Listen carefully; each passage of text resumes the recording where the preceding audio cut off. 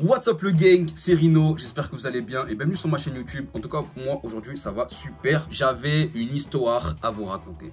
Ça fait un moment que j'y pense, je me dis est-ce que je leur raconte, est-ce que je leur en parle, est-ce que je leur en parle pas, parce que c'est un truc que je voulais garder pour moi et que ça me faisait taper des barres de ouf à chaque fois que j'y pensais. Et un petit peu de colère aussi, mais je me dois de vous la partager cette story time. Avant de continuer la vidéo, n'oubliez pas de vous abonner, activer la cloche et de mettre un petit pouce en l'air si cette histoire vous a plu, si cette histoire vous plaît.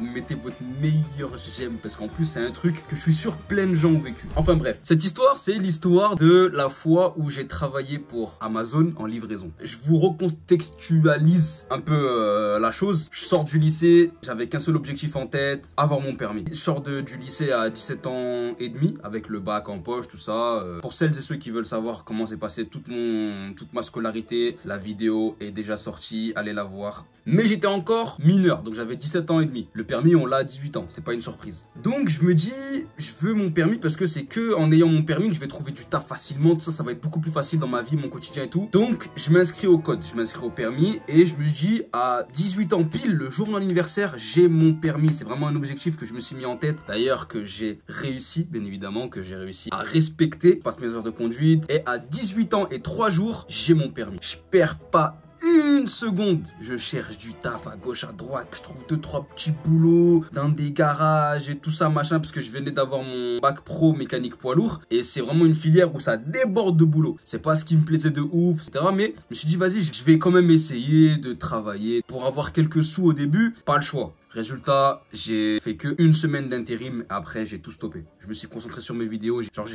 fait 4 jours. J'ai fait 4 jours d'intérim dans un garage qui était grave pas aux normes et après je me suis barré. Quelques mois passent et il y a un pote à moi, un de mes meilleurs potes, qui me pistonne, enfin il me donne un filon, livraison. Je vais pas donner le nom d'entreprise, mais c'est une entreprise qui travaille pour Amazon. Une des nombreuses entreprises de livraison, c'est des camionnettes blanches.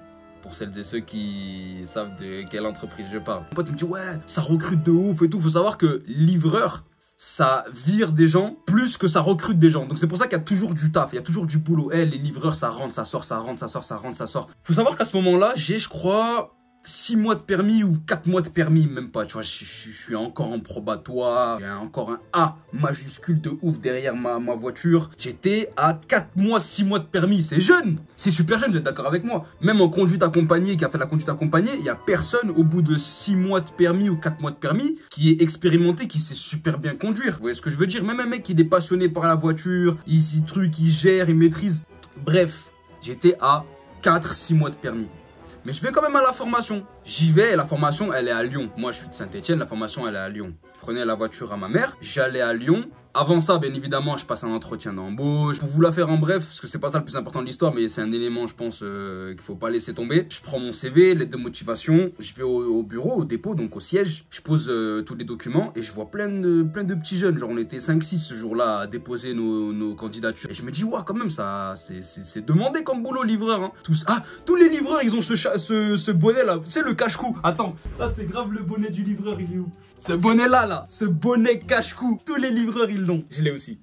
Pour continuer mon histoire, je dépose mon CV, je rentre chez moi. 2-3 jours après, ils me rappellent. Ils me disent oui, votre candidature nous intéresse et tout et tout et tout. Repassez au bureau. Donc je repasse au bureau et ils nous donnent les documents d'information pour avoir accès à la formation, etc. Pour aller au dépôt Amazon à Lyon. Le premier jour de la formation, j'y vais. Il faut savoir que Amazon, c'est super surveillé. C'était une dinguerie, c'est une forteresse. Quand on arrive au dépôt Amazon, bah, tu rentres parking surveillé, faut donner un mot de passe à l'entrée sinon ils t'ouvrent pas la barrière. T'arrives, t'attends que tout le monde soit réuni et tout le monde rentre en même temps. Il y a un mec avec un badge qui nous ouvre. Donc tout le monde rentre en même temps, on arrive au dépôt. Après on passe un petit moment, tout le monde se dit bonjour et tout ça, ils nous accueillent. Par contre l'accueil était vraiment super, tu vois. On rentre, on monte dans une espèce de petite salle de classe, tu vois. Et là, la formation commence. Donc, il faut savoir qu'il y avait 2 jours de formation. Après, ils t'envoient sur le terrain. Hein. Vraiment, ils ont pas le temps, tu vois. Premier jour de formation, théorie. Donc, vraiment comme à l'école, des documentations, des vidéos, des projections, un intervenant qui nous fait poser des questions, qui répond à nos questions. On a les clés du véhicule, tout ça. Les règles de sécurité par rapport aux tenues. Voilà, mettre un gilet, machin, que personne ne le mettait le gilet. c'était long, c'était chiant. En plus, je venais de quitter l'école, donc je fuyais tout ce qui était ambiance scolaire, salle de classe. On était là, assis, écouter quelqu'un parler de 8h jusqu'à 17h presque de l'après-midi. Deuxième jour de formation. Et c'est là où l'histoire commence à être intéressante. Écoutez bien ce que je vais dire, vraiment écoutez bien. Et je vous mets en garde, vraiment, cette vidéo, c'est une mise en garde. Deuxième jour de formation, c'est la pratique. Ils nous mettent avec un livreur expérimenté. Donc on est dans la peau d'un stagiaire qui accompagne un livreur pendant toute une tournée, une journée de livraison. Et moi ils me mettent avec un petit malin que j'ai pas trop kiffé sa compagnie, hein, je vous mens pas. Mais je vous expliquer pourquoi.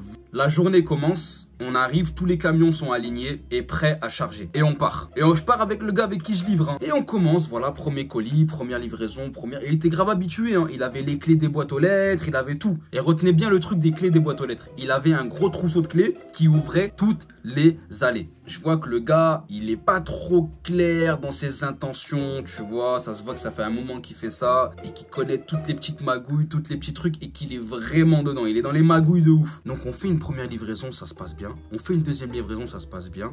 Au bout de la troisième, quatrième livraison par là, je pense que ça devait être 10h du matin. Il commence à me diriger dans son côté sombre, tu vois, à me tirer vers ses ténèbres, à m'expliquer un peu vite fait comment on vole des colis, comment on détourne des colis. Et dans ma tête, je fais... ouais, enfin, je suis là pour apprendre à livrer. Qu'est-ce que tu me racontes quoi là? Tu commences à me parler de Switch, de télé, d'écran plat, détournés qui ont fini chez toi, machin. Il m'explique un peu comment il faut faire. Il m'explique pas pour l'instant à fond, tu vois.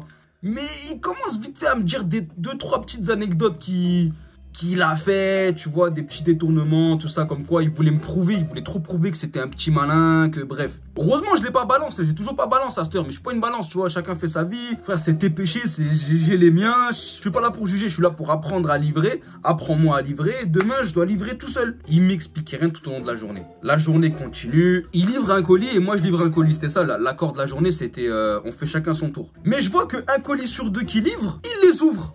Avant de les livrer, il ouvre, il vérifie ce qu'il y a dedans. Et il me donne même des petites techniques. Vous savez, quand on commande un objet électronique, si cet objet électronique contient une batterie, donc une batterie au lithium, il y a un logo, donc un pictogramme de prévention sur la boîte, comme quoi il y a potentiellement une pile explosive ou une batterie qui peut exploser. Donc voilà, et ça c'est le truc qui veut dire il y a un objet électronique dedans qui vaut potentiellement cher. Donc ça peut être un iPhone, ça peut être un iPad. Ça, il me le dit. Et moi je dis ok, je m'en foutais pour de vrai, je suis pas un voleur, vraiment je suis pas un voleur. Ça m'intéressait même pas. Je faisais semblant de l'écouter, d'être dans son délire en mode pour que la journée se passe bien, tu vois. J'étais pas là pour me faire un ennemi. Le début de journée se passe bien et je vois que vraiment moi il commençait à me saouler. Moi je sais pas faire semblant. Il commençait vraiment à me saouler ce gars, tu vois, avec qui était censé m'apprendre à livrer, qui était censé me former. Il commençait à me parler mal en plus. À un moment genre il m'envoie pour déposer un colis enveloppe dans une boîte aux lettres. Il me le jette genre en mode frisbee, vas-y tiens va livrer. Faut savoir un truc, je mettais un petit peu de temps. J'étais un peu lent parce que je cherchais la boîte aux lettres. Après je cherchais l'étage, je cherchais le client il répond pas. Je sais pas si je dois attendre ou si je dois partir. Vraiment, je me rappellerai toute ma vie. Au moment où il m'a jeté le colis comme un chien, je dis, mais la vie doit, je reviens dans 20 minutes. Je suis parti, j'ai fait un tour dans le quartier. Il m'attendait, hein. Dans le camion, il a pas le choix. En fait, il peut pas partir sans moi. J'ai grave pris mon temps. Et à un moment, même, j'ai croisé un chat. J'ai joué avec le chat alors que j'avais un colis à livrer, tu vois. Mais je m'en foutais. Il m'a mal parlé. Vas-y, je reviens dans 30 minutes. Quand je reviens, il était grave vénère. Moi, je ne le calculais plus. Ça y est, j'étais dans mon délire de vas-y, tu veux jouer, on va jouer, tu vois. La journée, donc, se termine. Et aussi, détail super important, quand vous livrez un client aussi, ce qui m'a appris, je vous donne les petites techniques vraiment pour vous méfier des escrocs, tu vois. Faut savoir que les livreurs Amazon,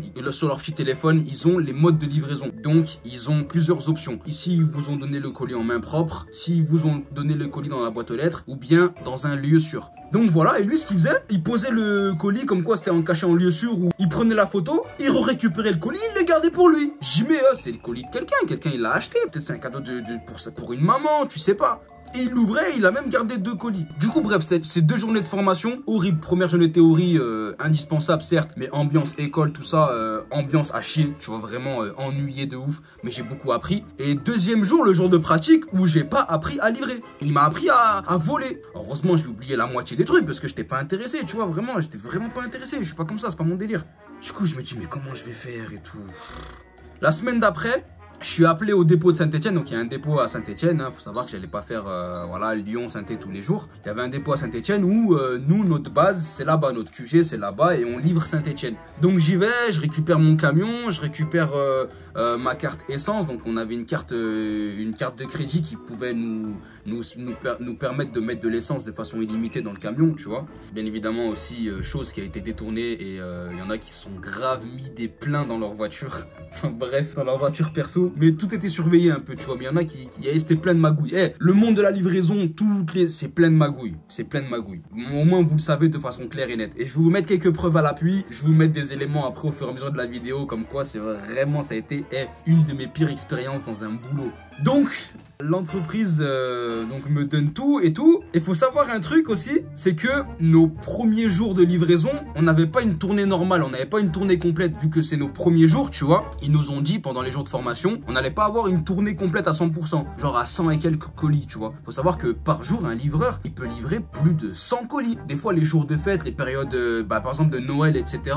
Et un livreur, il peut faire 200 colis la journée. C'est une dinguerie, je sais pas si vous imaginez. 200 colis la journée. Un livreur expérimenté, je veux dire. Mais moi, c'est ce que je pensais. Au moment de charger mon camion, je vois, j'ai beaucoup de sacs. J'ai beaucoup trop de sacs, tu vois. Je me dis, c'est parce que nous ont dit la formation, tu vois. Et je scanne mes sacs et je les charge. Et ça te dit combien de colis, tu vois, au total.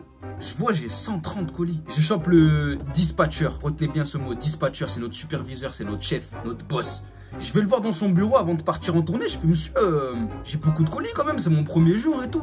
Ça fait beaucoup de colis. À la formation, ils nous ont pas dit ça. Et il m'a dit quoi? Il me dit, vous inquiétez pas, ça va bien se passer, tout ça, machin. Partez en livraison, c'est bientôt le moment. Préparez-vous à partir et tout. C'est très important d'être à l'heure, tout ça. On n'a pas le droit à l'erreur. En plus, c'est des abonnés Prime. J'avais des, tu sais, vous connaissez Amazon Prime, ceux qui payent un abonnement à l'année ou au mois et qui ont des avantages par rapport aux clients Amazon normal, pas Prime. Donc, il me dit, c'est des livraisons Prime, donc c'est les VIP, t'as vu de la plateforme, t'as pas le droit à l'erreur, vas-y, va les livrer en temps et en heure. Si on a dit aujourd'hui de telle heure à telle heure, c'est aujourd'hui telle heure à telle heure, tu vois. Et par contre, c'est trop stressant, le monde de la livraison, c'est super stressant, t'as pas le droit, tu tac à l'erreur et tout machin. M'apprête à partir en livraison avec 130 et quelques colis alors que je devais juste avoir genre 50% de ce nombre-là. Je pars. Le GPS, donc le téléphone aussi nous servait de GPS, tu vois, d'un point A à un point B et ça fait une boucle. Genre c'est vraiment des lieux logiques. Genre c'est une tournée logique, tu vois, genre tu pars et tu reviens au dépôt. À la fin de la journée bien évidemment, mais ça fait une boucle, genre logique. Les trajets, ça se suit. Donc voilà, les points de livraison, tout ça, machin, tout est déjà programmé dans l'appareil, dans le GPS, un par un. Donc je fais le premier et je vois le premier, déjà je suis le seul à partir en dernier, donc tout le monde est parti à 8 h. Moi à 9 h et quelques, je suis encore là à galérer avec mes sacs et tout, et ils me disent ouais faut partir et tout. Et je suis stressé tout ça, bref je démarre mon camion, j'ai chargé et je vois le premier point de livraison, il est à 40 km. Il est à 40 km et il y a une livraison à faire. Je me dis wesh, c'est pas normal ça. J'appelle le dispatcher, ils nous ont dit le moindre problème vous nous appelez. Vous prenez pas d'initiative, vous prenez pas de trucs, vous n'essayez pas de deviner. Ils m'ont dit, hein, moi je respecte les consignes, ils ont dit au moindre souci vous nous appelez, vous vous gênez pas, vous réfléchissez pas. Et voilà, donc je pars en direction de ce point de livraison qui est à 40 km de la ville, mais je l'appelle sur la route. Je dis oui bonjour dispatcher, c'est encore moi. Il me dit oh qu'est-ce qu'il y a. Vraiment il était saoulé, ça faisait 2 fois je lui demandais de l'aide à peine, tu vois, parce que aussi c'était que à peine 9 h du matin et la journée venait à peine de commencer. Moi je vous dis, retenez bien ça, la journée vient à peine de commencer, regardez les problèmes qu'il y a. Je l'appelle, je lui dis ouais c'est pas normal, j'ai un point de livraison à 40 km. Il me dit oui c'est normal, suivez le GPS, arrêtez de nous appeler pour rien. Suivez le GPS, ne vous inquiétez pas, c'est normal, ça va bien se passer, allez-y, allez livrer. Donc je roule, j'arrive au point de livraison, je me rapproche, 30 km, 10 km, 5 km. Et plus j'approche du point de livraison du GPS, plus je vois c'est la campagne. Mais quand je vous dis c'est la campagne, des vaches, des chèvres, des chevaux, des champs, des champs de blé, des champs de fleurs. Aucune maison, aucun bâtiment, aucune ville, aucun village, rien que des animaux et des prairies. Je me dis waouh, Amazon ils sont chauds. Et vraiment ils discriminent personne et ils vont livrer partout dans le monde. Je me dis wesh, même les campagnards là-bas là où l'adresse elle est perdue de ouf, ils reçoivent ses colis. Je me dis bah c'est carré, c'est bien, vas-y tant mieux si je suis ce livreur, vas-y go. J'arrive au point de livraison, plus de réseau. Je suis arrivé, je suis sur le point. Vous voyez sur le GPS, je suis sur le point à 1 mètre à la ronde. C'est précis. Je m'arrête, je suis au milieu de la route, au milieu des champs. Du coup, je me dis, c'est peut-être pas là, je vais essayer de trouver des maisons aux alentours pour demander. Et moi, je fais quoi? Faut savoir que tous les livreurs, c'est là où l'histoire a commencé à devenir intéressante. Faut savoir que tous les livreurs, avec leur camion, ils bombardent. Je connais pas un livreur qui a un camion tout dit, tout neuf, pas amoché, ou bien un livreur qui conduit super bien, super doucement, qui respecte le code de la route. Et vous-même, vous le savez, même ceux qui travaillent pas dans la livraison, vous savez très bien que les livreurs, c'est des chauffards. Ils se prennent trop pour Taxi 4, ils se prennent trop pour transporteur, ils se prennent trop pour Dominique Toretto dans Fast and Furious. Moi, je fais quoi? Je bombarde. Le camion, je lui casse. Vous savez très bien ce que je lui casse. Pas envie de dire le terme, je vais me faire striker. Du coup, bref, le camion, je le détruis. À un moment, j'arrive dans un virage. Je vous jure, j'ai eu la peur de ma vie. À 70 km/h. Le faites jamais, c'était super dangereux. Le virage, je vous le dis, maximum, fallait le prendre à 20. Et encore à 20, le virage, il était serré de ouf. À 20 km/h, le virage, c'était chaud de le négocier. Au lieu d'arriver à 20, 30, j'arrive à 70, 80. Trop tard pour freiner. J'arrive. Je vois le virage. Oh, je pile, je freine.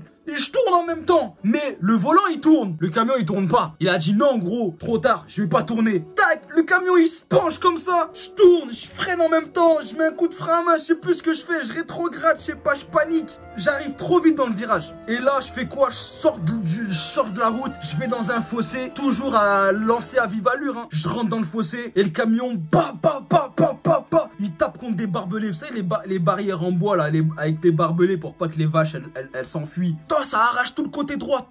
Et je vois le camion, il ralentit en même temps dans le fossé, truc. Et là, avec la vitesse, je réussis à sortir du fossé. Donc, je reviens sur la route. Et je me rappellerai toute ma vie. En plus, j'ai failli snapper à ce moment-là parce que j'étais en mode musique à fond et tout. Vraiment ce qu'il faut pas faire sur la route. Hein. Je sors du fossé.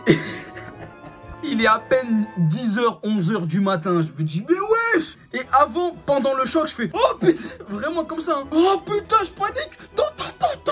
Tout le camion, le côté droit, il s'arrache. Le rétro, il part au Japon. Tout s'arrache, tout le côté droit, il s'arrache. Je me dis, oh, je suis en train de l'arracher, le camion. Je reviens sur la route. Je reste comme ça, en état de choc. Vraiment en état de choc, hein. Pendant au moins 2 minutes. Je respire fort, mon cœur, il bat et tout. J'ai toujours pas livré un colis, hein. Il m'arrive tout ça. Je me dis, vas-y, je vais descendre voir les dégâts. J'espère que c'est pas très grave. Ils m'ont donné un camion tout neuf. Faut savoir qu'ils m'ont donné un camion tout neuf. Je descends. Je vois l'état du camion, je fais wesh, je suis dans la merde, je suis viré. Vous êtes travaillé dans une entreprise, vous rendez un camion comme ça, vous savez très bien que c'est fini, la journée elle est finie. Il était à peine 11h du matin, j'ai livré aucun colis, j'ai 130 colis à livrer. Je me suis mangé un accident, un retard, je suis à 40 km. Vous voyez tout ce qui s'ajoute? Bref, grosse journée de merde. J'appelle le dispatcher. Je prends vraiment 5 minutes et tout. Je me tape quand même des fous rires. Tu sais, les fous rires nerveux où tu rigoles, tu contrôles pas le fou rire. Je me dis, oh putain, qu'est-ce que je suis en train de faire? C'est quoi cette journée? C'est même pas commencé la journée. C'est loin de finir. J'appelle le dispatcher, je suis obligé, j'assume. Je dis, allez, bonhomme, je l'appelle, je lui dis ce qui se passe. Gros mytho, regardez le mytho que j'étais. J'appelle, je dis, ouais, dispatcher, c'est encore moi. Il me dit, oh, qu'est-ce qu'il y a encore? Je dis, ouais, je viens d'avoir un accident. Il me dit, pardon? Je viens d'avoir un accident. Une Dacia Duster blanche, elle m'a coupé la route. Elle arrivait à toute vitesse dans un virage, j'avais aucune visibilité. Elle m'a coupé la route et elle s'est barrée, elle est partie. Voilà, je sais pas qui c'est, j'ai pas la plaque, j'ai rien. Il me dit, t'as un constat dans le camion? Je dis, ouais, j'ai un constat dans le camion. Il me dit, bah, fais un constat contre X, tout ça, machin. Est-ce que t'as la plaque d'immatriculation du véhicule, tout ça, machin? Je dis, non, j'ai pas la plaque. La personne, elle est partie et tout ça. J'ai inventé un accident, un délit de fuite. J'ai inventé un gros truc alors que c'était moi qui arrivais à 70 dans le virage, tu vois. Et en plus, pendant que je lui expliquais l'accident, vu que j'étais dans la campagne, aucun réseau, ça buguait. J'ai dû le rappeler 3 fois. Ça buguait, j'entendais rien. J'étais saoulé, j'étais énervé. J'avais encore livré aucun colis. C'était 11h du matin. J'avais pas pris de petit déjeuner, rien. J'étais trop saoulé de ce début de journée. Je continue ma route, je continue ma journée de livraison, ma tournée. Je retourne en ville. Je me dis, ah, vas-y, ce colis, je le livre pas. Je le livre pas. Vas-y, c'est bon. Je retourne en ville, là où il y a les vraies livraisons, là où le circuit est plus facile. Deuxième point de livraison, retourne à 40 km. Donc, premier point de livraison, 40 km. Donc, faut compter 50 minutes de route à peu près. Retour en ville pour le deuxième point de livraison. Et là où la vraie tournée commence, 40 km, 50 minutes de route. Sur la route, je voyais plus rien à droite parce qu'il faut savoir que le rétroviseur, il est arraché. Il n'y a plus de rétroviseur à droite. Donc, pendant toute la journée, je sais très bien que je vais plus voir à droite. Et c'est un camion. Tu sais, les camionnettes, il n'y a pas de rétroviseur à l'intérieur. J'avais que des visibilités à gauche. Je voyais que à gauche. Donc super dangereux. Je savais très bien que j'allais être dans la merde. Bref, je conduis. En même temps que je conduis, je suis de retour en ville. Le rétroviseur, il tape contre la carrosserie. Je m'en rappellerai toute ma vie. Le rétroviseur, il tape avec le vent. Tu sais, il tape, il tape, il tape. Oh, ça m'avait trop saoulé le bruit qu'il faisait. Je m'arrête. Je l'arrache le rétroviseur. Je l'arrache. Je le jette côté passager. Je continue ma route. J'arrive en ville, dans un village. J'étais trop saoulé. C'était midi. J'étais saoulé. J'en pouvais plus. Je voulais rentrer chez moi. J'arrive dans un village. Donc, je crois que j'arrive dans le village de Feur, le village d'Andrézieux-Boutéon, à côté de Saint-Etienne. Et quand je suis arrivé, vraiment, j'ai mis en panique tout le village. Un chauffard, un livreur avec un camion pare-choc qui pend par terre, qui traîne côté droit arraché. Un danger, vraiment un dangereux qui arrive dans le village. Et en plus, j'étais énervé, tu vois, j'étais trop énervé. C'est-à-dire, à un moment, je me rappelle, j'arrive en plein centre du village. Il y avait un mariage, ambiance festive, ça se passait bien, tout ça. Les gens, ils sont choqués de voir un camion arriver à pleine vitesse, frein à main, jeter des colis. Je livrais de façon saoulée, saoulée. Marche arrière, sans rétro. À un moment, je tape contre un mur.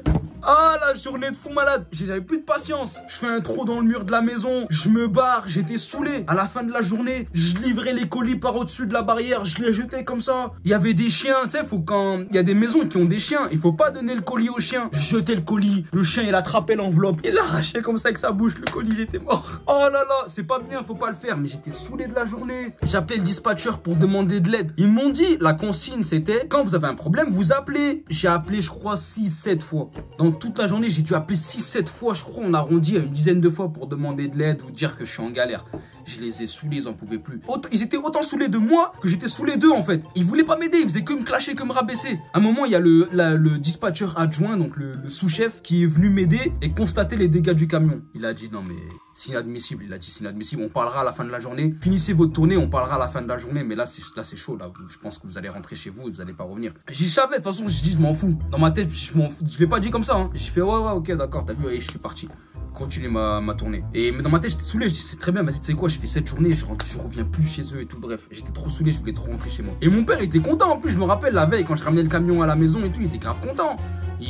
Mon fils il a trouvé un travail et tout, tu vois, tranquille, il était refait comme tous les papas fiers de leur fils, tu vois. Continue ma tournée avec toutes les galères qui n'en finissent pas.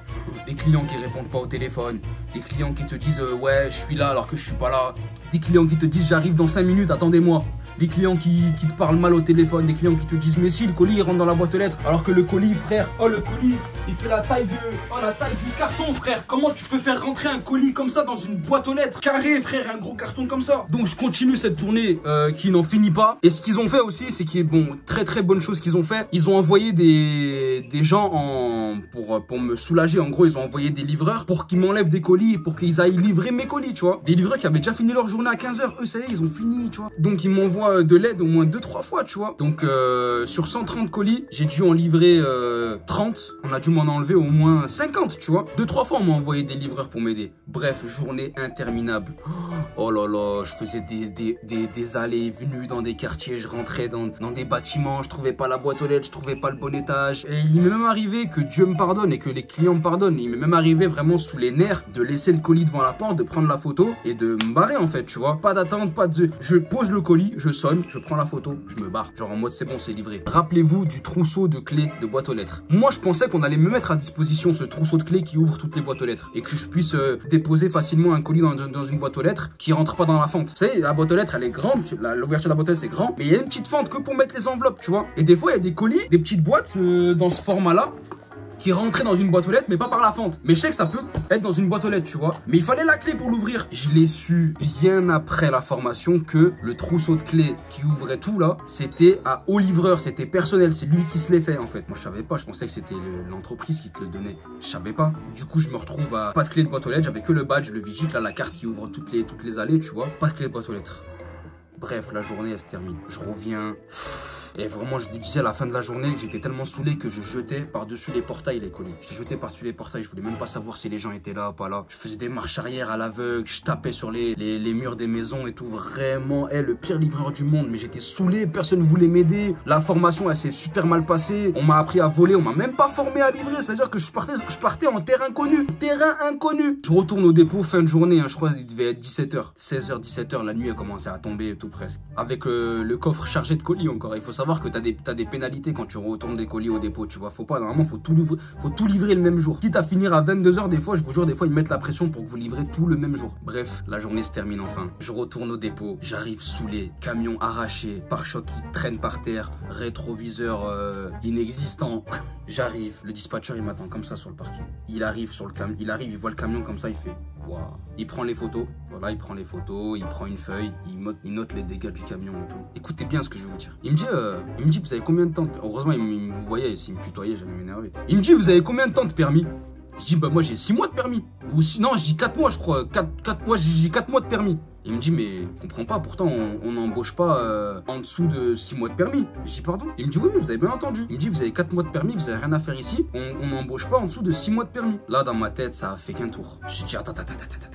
La personne qui m'a embauché, c'est la personne qui est au-dessus de toi. La personne qui m'a embauché, c'est ton boss. T'as pas à me dire ça, t'as rien à me dire. Par contre, là, vraiment, je me suis énervé. Je dis, ok, j'ai peut-être mal livré, je suis peut-être un truc machin. Je dis, mais la livraison, la journée de formation de livraison, elle s'est très mal passée. On m'a appris à voler, on m'a pas appris à livrer. Et le truc de 4 mois de permis, vous savez pas à me dire ça en fait, parce que moi, qu'est-ce que j'en savais? J'arrive, on me dit il y a du boulot, je postule, on me prend, on m'engage, on me fait signer un CDI. Vous venez pas me dire que j'ai rien à faire dans l'entreprise, parce que la personne qui m'a embauché, c'est la personne qui vous a embauché vous, elle est au-dessus de vous. Même t'es mon chef, mais t'es pas le chef de la personne qui a fait que je sois là, tu vois. Donc bref, j'ai travaillé à peine, je crois, 6 heures. Renvoyé au bout de 6 heures, camion accidenté, et je crois, ils m'ont dit c'est du jamais vu. Ah, j'arrive, je suis une légende pour eux là-bas. Mais pas positivement, attention, je suis une légende, mais genre vraiment, je rentre toutes les affaires, et vas-y, la journée elle se termine. Il me dit, déposez le téléphone, déposez machin, ramenez le camion, déposez le... J'ai dit non. J'ai dit le camion, je vous le pose ce soir, je vous dépose les clés, je rentre chez moi à pied, je m'en fous. Et le dépôt était grave loin de chez moi, mais je rentre chez moi avec le nerf, et plein de nerfs. Résultat des courses, j'ai travaillé chez Amazon que pour 6 heures à peine, même pas une journée complète, on peut même pas dire que c'est une journée complète de travail. J'étais renvoyé au bout de 6 heures en une seule journée. Et regardez-moi, regardez tous les événements de cette journée, c'est pas humain. C'est pas humain, c'est pas possible en une journée de vivre tout ça. Et vraiment, quand je repense au mec qui m'a appris à livrer...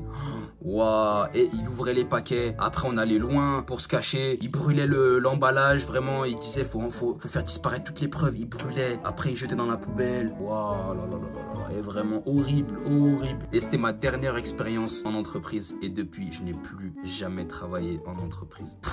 J'ai travaillé 2 fois en entreprise, 2 fois c'était une catastrophe, j'ai dit allez, je vais faire mes vidéos, laissez-moi tranquille. Et je crois que c'était en 2018, non en 2019, parce qu'en 2018 j'ai eu mon permis, j'ai 18 ans, donc ça c'était en 2019, donc c'est pas très vieux, pas tout jeune mais c'est pas très vieux, elle date de 3-4 ans l'anecdote je crois bien, et je veux plus jamais en entendre parler. Donc voilà, vous savez ce qui s'est passé ce jour-là.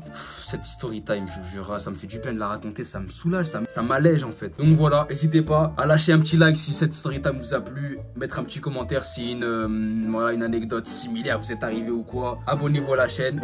Je vous laisse, je vous dis à très bientôt pour une autre vidéo. C'était Rino. Ciao, ciao.